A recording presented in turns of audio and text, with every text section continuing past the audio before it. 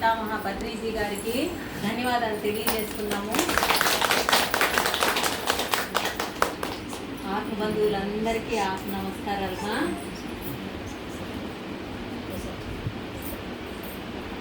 Bye మా, రేపు వస్తాను. రేపు ఇంత అద్భుతంగా 6 రోజులు నిజంగా చాలా అద్భుతంగా జరిగింది. ముఖ్యంగా ప్రసాద్ సార్, ఎందుకంటే సార్ తీసుకొచ్చారు కాబట్టి ఇది జరిగింది అని నా ఒపీనియన్. అదే కాబట్టి అందరికీ కూడా మరొకసారి ధన్యవాదాలు. Thank you. మనం ఇలాంటి సప్తాహాలు చేసుకుంటూ సత్యాన్ని తెలుసుకోవాలి. ఈరోజు సబ్జెక్టు మనం సత్యం గురించి చెప్పుకుందాం. సత్యం అంటే భగవంతుడు ఒకడే సత్యము, మిగతా అంతా అసత్యం. కంటికి కనిపించే ఈ సకల చరాచర జగత్తు అంతా అసత్యము, కేవలము భగవంతుడు ఒక్కడే సత్యము. కాబట్టి మనం ముఖ్యంగా తెలుసుకోవాల్సింది ఏమంటే సత్యం గురించి తెలుసుకోవాలా. ఇది తెలుసుకున్నప్పుడే మనం మళ్ళీ ఈ జన్మలు, ఈ శరీరాలు తీసుకోకుండా వెళ్ళే దారిలో ప్రయాణం అవుతాం. సత్యమేంది అని తెలుసుకోకుండా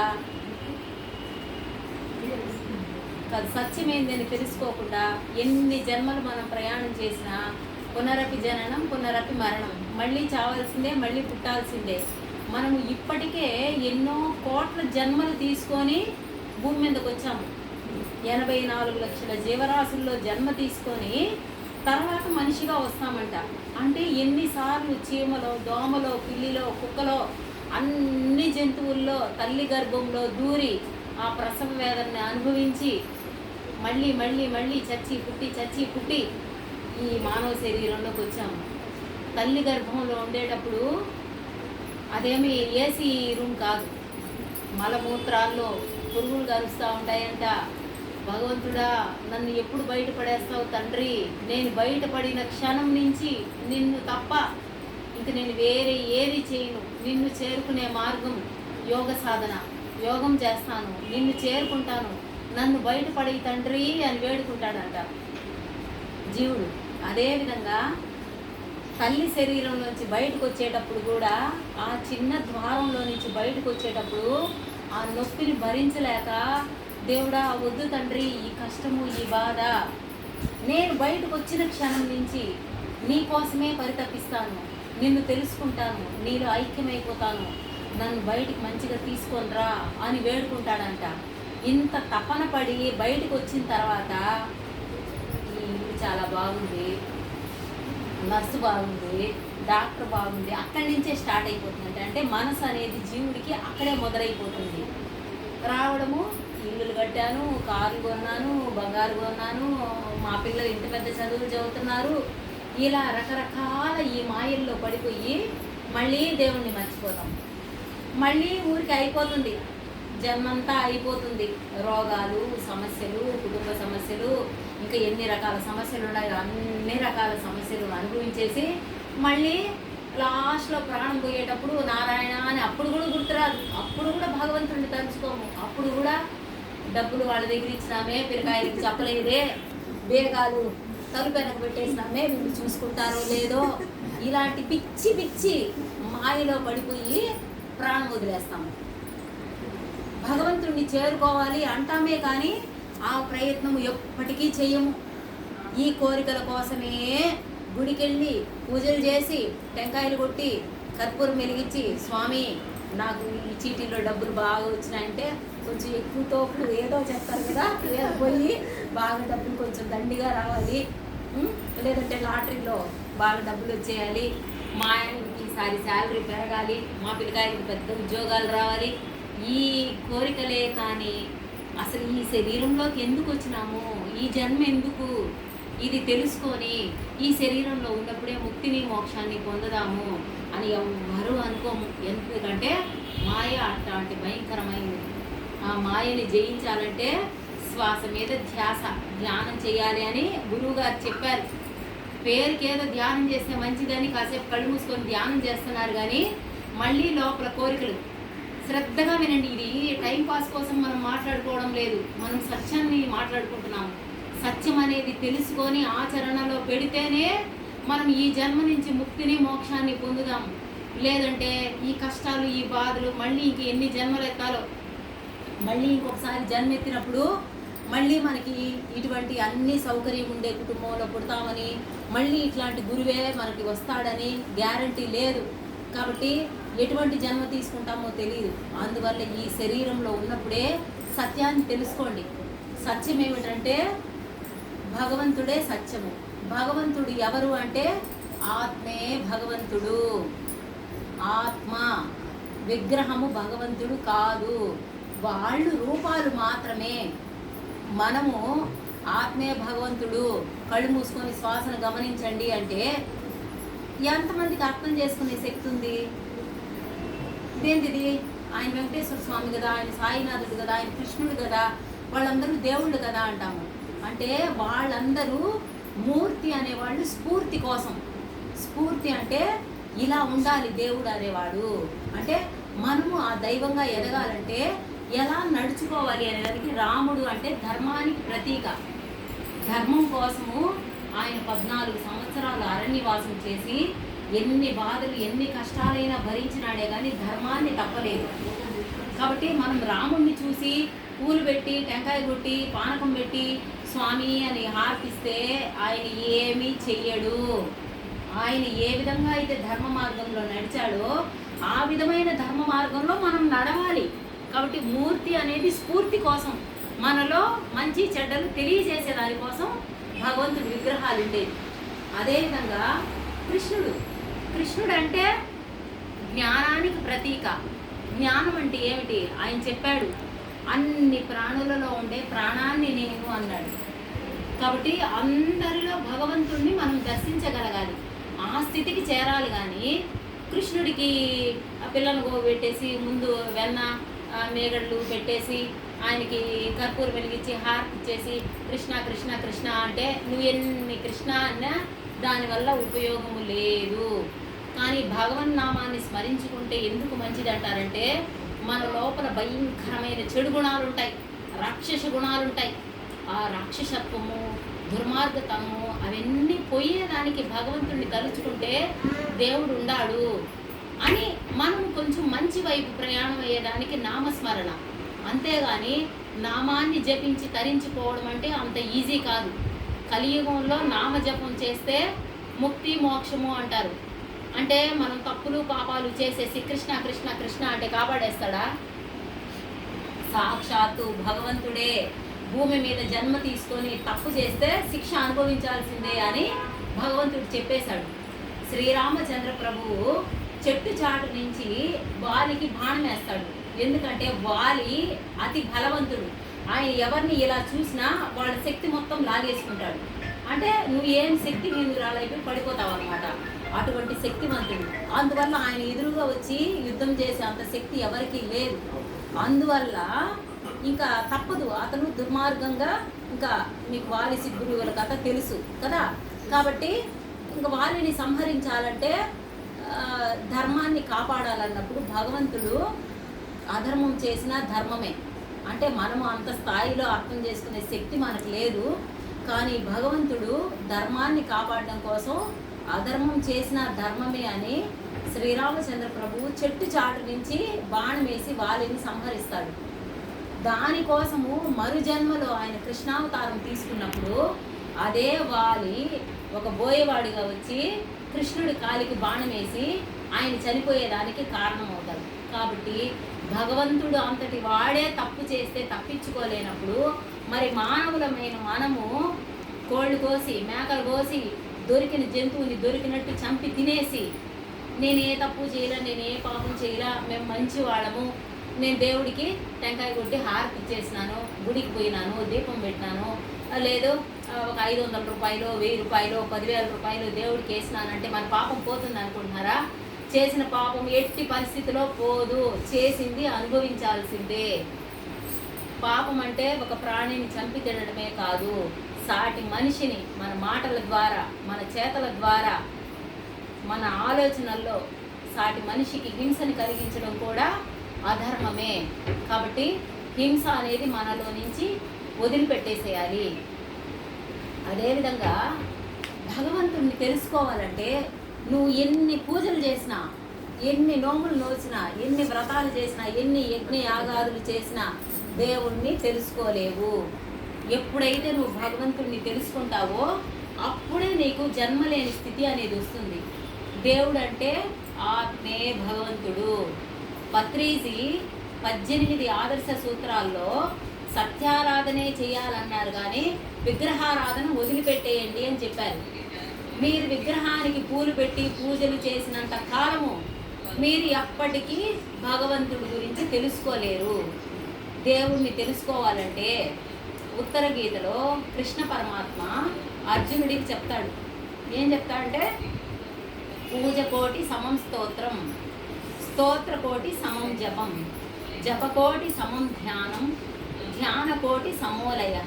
అంటే నువ్వు భగవంతుడికి పువ్వులు పెట్టి కర్పూరము హారతిచ్చి కొబ్బరికాయ కొట్టి 1,000,000 సార్లు పూజ చేస్తే ఒక్క స్తోత్రంతో సమానం.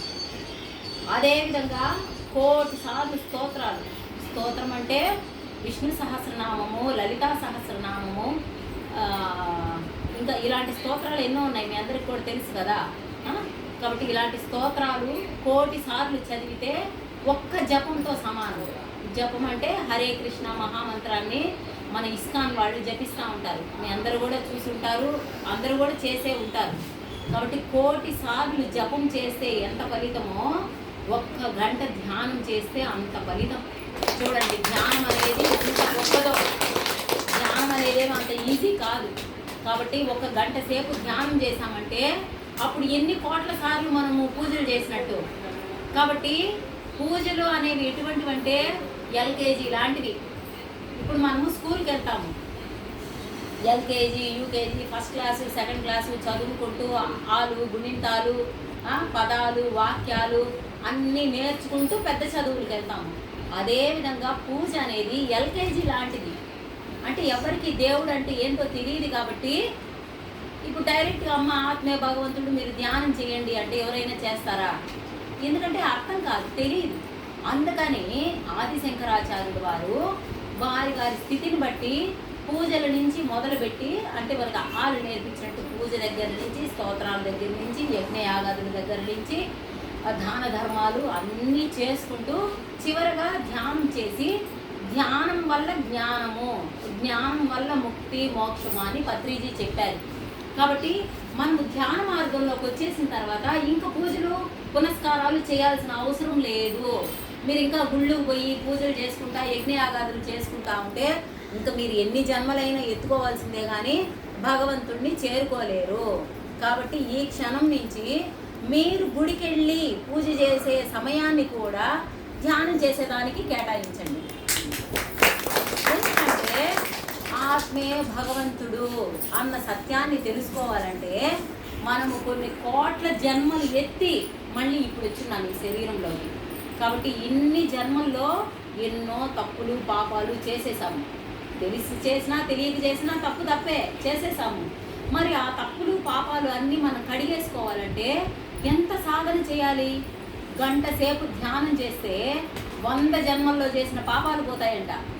మరి మీరు ఎప్పుడు పూజలు చేసి ఎప్పుడు పాపాలు కడుక్కునేది? కాబట్టి స్పీడు అది వచ్చి నడిచిపోయే దారి అయితే, పూజ చేసేది నడిచిపోయే దారి అయితే, ధ్యానం చేసేది ఫ్లైట్ ఎక్కెళ్ళే దారి. ఫ్లైట్ ఎక్కితే తొందరగా చేరుకుంటారు, అవునా కదా? కాబట్టి ఫ్లైట్ ఎక్కుతారా ఇంకా నడిచిపోతారా? ఫ్లైట్ ఎక్కుతారు. కాబట్టి పూజలు పునస్కారాలు అవసరం లేదు, గుళ్ళు అవసరం లేదు. అంటే చెప్పేశాడు అన్ని ప్రాణులలో ఉన్న ప్రాణాన్ని నేను అని. అంటే ఇప్పుడు నాలో ఉండే ప్రాణం భగవంతుడు, నాలో ఉండే ఆత్మ దేవుడు. నేను ఈ శరీరాన్ని కాదు, నేను దేవుణ్ణి. మరి నేను దేవుడు అనేప్పుడు మీరందరూ కూడా దేవుళ్ళే. ఆయన చెప్పాడు కదా, అన్ని ప్రాణులలో ఉండే ప్రాణాన్ని నేను అని. చీమలో ఉండే ప్రాణం కూడా భగవంతుడే, చీమను కూడా భగవంతుడుగానే చూడాలి. అది దాని జన్మ అది తీసుకునేది. మనం ఎవరము దాన్ని చంపేసేదానికి? మనకి ఆ హక్కు లేదు. కాబట్టి మనం తెలుసుకోవాల్సింది ఏమంటే ఆత్మే భగవంతుడు. ఈ సత్యాన్ని తెలుసుకోవాలంటే నిరంతర తపన, నిరంతర సాధన ఉంటే కానీ అర్థం కాదు. అది అంత ఈజీ కాదు దేవుడు దొరకడం అంటే. కాబట్టి ఎంత వీలైతే అంత మీ సమయాన్ని ధ్యానం కోసం కేటాయించండి. ఎందుకంటే జన్మ జన్మల పాపాలన్నీ కరిగిపోవాలా. పాపమంతా పోతేనే కదా దైవ దర్శనం అవుతుంది. మరి దైవం మనల్ని మెచ్చాలి, మనకి దర్శనం ఆయన ఇవ్వాలి, మన లోపల ఉన్న ఆత్మ మనకి సాక్షాత్కారం అవ్వాలి అంటే, మీ లోపల ఉన్న దేవుని చూడాలంటే సాధన ఎంతో అవసరం. ఏదో అరగంట గంట ధ్యానం చేసేసి ఏదో కాసేపు కబుర్లు చెప్పుకొని వచ్చేస్తే అవ్వదు. దానివల్ల టైం వేస్ట్. ఎంతో పట్టుదలగా, ఎంతో శ్రద్ధగా శూన్యస్థితికి వెళ్ళాలి. అంటే మానవుడు అంటే 3 అంశాలు కలిస్తే మానవుడు: శరీరము, మనసు, ఆత్మ. ఈ 3 కలిస్తే మానవుడు. ఇప్పుడు మనం ధ్యానంలో ఏం చేస్తున్నాము? కళ్ళు మూసుకొని కాళ్ళు చేతులు కట్టేసి శరీరాన్ని కట్టేస్తున్నాము. నెక్స్ట్ మనసు సాధన చేస్తూ శ్వాసను గమనిస్తూ మనసు ఆలోచన రహిత స్థితిలోకి తీసుకెళ్ళాలి అని చెప్తున్నాము. అది ఎంతవరకు తీసుకెళ్తున్నారో మీకు మీరే ప్రశ్నించుకొని మీకు మీరే అర్థం చేసుకోండి. అదేవిధంగా ఇంకుండేది శరీరం కట్టేసాము, మనసుని ఆపేసాము, ఇంకున్నది ఆత్మ. ఎప్పుడైతే మనము శూన్య స్థితిలో సైలెన్స్లో ఉంటామో అప్పుడు మనలో ఉన్న ఆత్మతో మనం ఉంటాం. ఎంతసేపు మన ఆత్మతో మనం కూడి ఉంటామో అంతగా మన కర్మలు తొలగిపోతాయి. మరి కూర్చున్న ప్రతిసారి మనం శూన్య స్థితిలోకి వెళ్తున్నామా? ఏదో ఆలోచించుకుంటున్నాము, ఎక్కడెక్కడివో ఎప్పుడెప్పుడువో. మరి ఎప్పుడు మనం శూన్యస్థితికి వెళ్ళేది? ఎప్పుడు మనం కర్మ ప్రక్షాళన చేసుకునేది? ఎప్పుడు మనం భగవంతుడికి దగ్గర అయ్యేది? అదేమన్నా అంత ఈజీనా కదా? కాబట్టి మనము ఏ కోరిక కోరుకోకుండా భగవంతుణ్ణి ప్రార్థించాలి. ఏం ప్రార్థించాలి? ఈ శరీరంలో ఉన్నప్పుడే నిన్ను దర్శించుకునే భాగ్యాన్ని నాకు ప్రసాదించు తండ్రి. అది కోరుకోవాలి. కానీ ఇల్లులు కావాలా, డబ్బులు కావాలా, కార్లు కావాలా, బంగ్లాలు కావాలా, ఇవి ఏవి మనతో రావు. ఎంత పెద్ద అధికారం ఉన్నా, ఎంత డబ్బులున్నా, ఎంత అంతఃపురాలున్నా అన్నీ వదిలిపెట్టేసి ఈ మట్టిలోకి కలిసిపోవాల్సిందే కదా. కాబట్టి భగవంతుడు ఏది ఇస్తే దాంతోనే బ్రతకాలి. దానికే గీతలో పరమాత్మ ఏం చెప్పాడంటే మనుషులు 4 రకాలని చెప్పాడు. ఎన్ని రకాలు? 4 రకాలు మనుషులు: ఆర్తి, అర్ధార్తి, జిజ్ఞాసి, జ్ఞాని. ఆర్తి అంటే దేవుడా నాకు ఈ కష్టాలు ఎందుకు, నాకు ఈ బాధలు ఎందుకు, నాకు అది కావాలా, నాకు ఇది కావాలా, నేను కాపాడాలా అని తప్పించేవాడు ఆర్తి. అర్ధార్తి వాడికి ఏం లేదన్నమాట, డబ్బు మీదే కలవరం. స్వామి చీటీ చేసినాను, దాంట్లో బాగా డబ్బులు వచ్చేయాలి, దాంట్లో ఇట్లా డబ్బులు వచ్చేయాలి, పొలంలో డబ్బులు వచ్చేయాలి, పిల్లకాయలు తండ్రికి జీతాలు వచ్చేయాలి అంటే తన ఆలోచన ఎప్పుడు డబ్బు మీదే ఉంటుంది. స్వామి డబ్బు, స్వామి డబ్బు, స్వామి డబ్బులే అడుగుతూ ఉంటాడు అర్ధార్థి. జిజ్ఞాసి: భగవంతుడా నాకు అన్నీ ఇచ్చినావు, నేను లక్షణంగా ఉన్నాను, అసలు నువ్వు ఎక్కడ ఉన్నావు స్వామి, నీ గురించి నేను తెలుసుకోవాలనుకుంటున్నాను అనుకునేవాడు జిజ్ఞాసి. భగవంతుడి గురించి ఆలోచించేవాడు. ఉంటాయి దేవుడు నాకు అన్నీ ఇచ్చేసినాడు, ఆయన ఎవరో తెలుసుకోవాలి అని ఆలోచించేవాడు జ్ఞాని. జ్ఞాని ఎవరంటే శీతోష్ణాలలో, సుఖదుఖాలలో, జయాపజయాలలో, మానవమానాల్లో సమదృష్టిని ఎవరైతే కలిగి ఉంటాడో అతడే స్థితప్రజ్ఞుడు, అటువంటి వాడే నాకు ఇష్టడు అని కృష్ణ పరమాత్మ చెప్పాడు. అంటే కష్టం రాని, సరే స్వామి నీ ఇష్టం. సంతోషం రాని, సరే స్వామి నీ ఇష్టం. నీ పూటకి భోజనం దొరకలేదు, సరే తండ్రి నీ దయ అని ఒకడొచ్చి అవమానంగా మాట్లాడినారు, సరే అది కూడా భగవంతుడి నిర్ణయమే అని అదే పత్రి గారు చెప్పింది. మానం మధురం, అవమానం మధురం, మరణం మధురం, కలిమి మధురం, లేమి మధురం. అన్నింటినీ నువ్వు మధురంగా స్వీకరించాలి. ఏమి జరిగినా ఓకే ఇది భగవంతుడి నిర్ణయం, సరే సరే అని స్వీకరించగలగాలి. అటువంటి వాడు జ్ఞాని, అటువంటి వాడే నాకు ఇష్టడు అని భగవద్గీతలో పరమాత్మ చెప్పినాడు. నీకు లక్షణంగా అన్నీ జరుగుతూ ఉన్నాయి, సరే స్వామి సంతోషం వచ్చింది ఓకే, రాలేదు ఓకే, ఏమి జరిగినా ఇది భగవంతుడి నిర్ణయము, అది నా మంచి కోసమే జరుగుతూ ఉంది అని అన్నింటినీ ఎవరైతే యాక్సెప్ట్ చేస్తారో వాళ్ళు జ్ఞాని. గీతలో పరమాత్మ స్పష్టంగా చెప్పేసినాడు, జ్ఞాని అంటేనే నాకు ఇష్టము. ఎందుకంటే తల్లిదండ్రికి తెలుసు పిల్లలకి ఏమి ఇవ్వాలని. మనకు తెలియదు మన పిల్లలకి, అమ్మ నాకు 100 రూపాయలు అంటారు. 100 రూపాయలు ఇస్తే నువ్వేం చేస్తావు? వేస్ట్ చేస్తావు. నీకు 10 రూపాయలే చాలు. కాబట్టి సరేనా రేపిస్తానులే, ఈరోజు 10 రూపాయలు తీసుకో అని 10 రూపాయలు ఇచ్చి పంపిస్తామా లేదా? అదేవిధంగా భగవంతుడికి మనకేమి ఇవ్వాలో ఆయనకి తెలుసు. అవన్నీ మనం తెలుసుకోకుండా దేవుడు ఎక్కడున్నాడు, నేను ఇన్ని పూజలు చేస్తున్నాను కదా, నేను ఇన్ని మొక్కులు మొక్కుతున్నాను, దేవుడికి 100 రూపాయలు ఉంటే కూడా 1/4 కేజీ పూలు పెట్టి హారతి ఇచ్చినాను కదా, దేవుడికి మనసే లేదు, దేవుడే లేడు అని దుర్మార్గంగా మాట్లాడుతున్నామా లేదా? కాబట్టి భగవంతుడు అంటే మనందరికీ తల్లి తండ్రి ఆయనకి తెలియదా మనకేమి ఇవ్వాలా అని. కాబట్టి మన జీవితంలో ఏమి జరిగినా భగవంతుడు ఉండాడు అని ఫస్ట్ నమ్మాలి. ఎవరు నమ్మడం లేదు. ఎక్కడ నమ్ముతా ఉన్నారు? మనకి మంచి జరిగితే దేవుడు ఉన్నట్టు, కష్టం వస్తే దేవుడు లేనట్టు. అవునా కదా? కాబట్టి కష్టం వస్తే దేవుడు లేడు, మనకు అంత మంచి జరుగుతా ఉంటే అప్పుడు దేవుడు ఉన్నాడు. ఇది వదిలిపెట్టేసేయండి. జ్ఞాని అంటే ఏమి జరిగినా భగవంతుడు ఉన్నాడు, ఆయన ఇష్టం. నన్ను ఒకడొచ్చి కత్తి తీసుకొని నరికేస్తున్నాడు, సరే స్వామి నరికే, ఇంత ఇదిగా ఉండగలగాలి. అంత ఈజీ కాదు భగవంతుడిని చేరుకోవడం అంటే. ఏమి జరిగినా నీ ఇష్టం తండ్రి అనడమే జ్ఞానం. కాబట్టి అటువంటి జ్ఞానం మనకి కలగాలంటే ధ్యానం చేయాలి. ఓకేనా? ముక్కు కింద చేసే పనులన్నీ మళ్ళీ జన్మను తీసుకొస్తాయి.